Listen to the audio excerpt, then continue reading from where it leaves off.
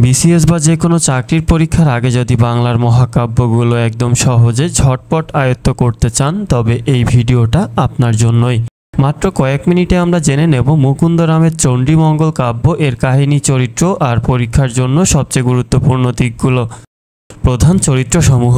দেবী চণ্ডী কাহিনীর মূল কেন্দ্র, শক্তি, ভক্তি ও আশীর্বাদের প্রতীক। ধনপতি বণিক প্রথমে দেবীকে উপেক্ষা করেন, পরে বুঝে ভক্ত হন। খেলারানী ধনপতির স্ত্রী, দেবীর ভক্তি ও পারিবারিক ভালোবাসার প্রতীক। শ্রীমন্ত ধনপতির পুত্র, কাহিনীর সবচেয়ে মানবিক ও আবেগঘন চরিত্র, নানা বিপদের মধ্য দিয়ে দেবীর কৃপায় জীবনে সাফল্য পান। অন্যান্য চরিত্র, রাজা সমাজের নানা প্রতিনিধি যারা দেবীর মহত্ব বোঝে না কিন্তু পরে উপলব্ধি করে। মূল কাহিনী। চণ্ডীমঙ্গল কাব্য মধ্যযুগের মঙ্গল কাব্য ধারার একটি অসাধারণ সৃষ্টি। রচনা করেছেন কবি কঙ্কশ মুকুন্দরাম চক্রবর্তী। দেবী চণ্ডীর মাহাত্ম্য প্রচার করার এই কাব্যের মূল উদ্দেশ্য। পুরো কাহিনী মূলত তিনটি অংশে ভাগ করা যায়: দেবী চণ্ডীর উদ্ভব, দেবীর মহিমা প্রতিষ্ঠা আর মানব জীবনের নাটকীয় ঘটনা প্রবাহ। প্রথম অংশ, দেবী চণ্ডীর উদ্ভব। প্রথমে জানা যায় দেবী চণ্ডী হচ্ছেন শিবের কন্যাস্বরূপ এক মহাশক্তি। তার পূজা না করায় মানুষের জীবনে নেমে আসে বিপদ ও অশান্তি। দেবী চান তার পূজা প্রতিষ্ঠিত হোক, কিন্তু মানুষ তখনও তার মাহাত্ম্য বুঝতে পারেনি, তাই দেবী নানান ঘটনার মাধ্যমে নিজের মহিমা প্রকাশ করেন। দ্বিতীয় অংশ, দেবীর মাহাত্ম্য প্রতিষ্ঠা। এখানে দেখা যায় প্রধান চরিত্র ধনপতি ও তার স্ত্রী খেলারানীর কাহিনী। ধনপতি ছিলেন ধনী বণিক, কিন্তু দেবী চণ্ডীর পূজা না করায় নানা বিপদে পড়েন।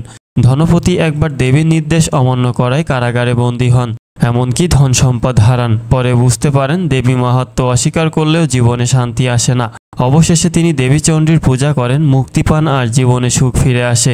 তৃতীয় অংশ, লুপ্তি, দুঃখ ও পুনর্জাগরণ। সবচেয়ে আবেগঘন অংশ হলো ধনপতির ছেলে শ্রীমন্তের গল্প। শ্রীমন্ত অল্প বয়সে জীবনে নানা দুঃখ পেতে থাকে। বাবার দুরবস্থা, পরিবার ভাঙন, সমাজের অপবাদ, জীবনে নানা পরীক্ষার মধ্য দিয়ে যেতে হয়। কিন্তু দেবী চণ্ডীর কৃপায় শ্রীমন্ত ধীরে ধীরে ভাগ্যের মোড় ঘুরিয়ে ফেলে। শেষে দেবীর মাহাত্ম্য, পরিবার, সম্মান সব ফিরে আসে। এখানেই মূল বার্তা। ভক্তি, বিশ্বাস আর দেবীর মহিমা গ্রহণ করলেও জীবনের সংকট কেটে যায়। মূল শিক্ষা, থিম: ভক্তি ও বিশ্বাসের জয়, অহংকার ও অবহেলার ফলাফল। দেবী শক্তির মাহাত্ম্য ও সমাজে ধর্মীয় চেতনা প্রতিষ্ঠা। মানব জীবনের উত্থান পতন ও নিয়তির খেলায় ভক্তির শক্তি। এইভাবে আমরা খুব সহজে চণ্ডীমঙ্গল কাব্যের পুরো কাহিনী, চরিত্র, শিক্ষা জেনে নিলাম। বিসিএস, ইন্টার বা যে কোনো পরীক্ষার আগে যদি কয়েক মিনিট সময় বের করে এই চ্যানেলটা ঘুরে আসেন, পুরো বাংলার সাহিত্য আপনার হাতের মুঠোয় চলে আসবে। সহজ, পরিষ্কার আর পরীক্ষামুখীভাবে চ্যানেলটি সাবস্ক্রাইব করে পাশে থাকুন। ধন্যবাদ।